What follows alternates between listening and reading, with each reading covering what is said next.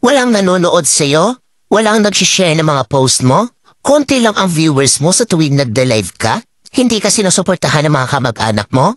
Kaibigan mo? Kakilala mo? Kapitbahay mo? Pinagtatawanan ka dahil sa pag-reels mo? Pinagtatawanan ka dahil sa paggawa mo ng mga content? Ito ang tatandaan mo.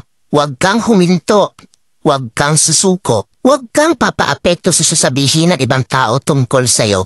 Ipakita mo sa kanila na may mararating ka. Dahil isang araw, kapag marami ka ng followers, kapag marami na ang sumusuporta sa'yo, kapag marami na ang nanonood sa'yo, kapag marami ka ng viewers, kapag marami na ang nagmamahal sa'yo at sumusuporta sa'yo, kapag marami ka ng payout, kapag sinasahod mo na ang sinasahod ng mga sikat na content creator, kapag mayaman ka na, kapag marami ka ng pera, ay manunood na yan sila sa'yo.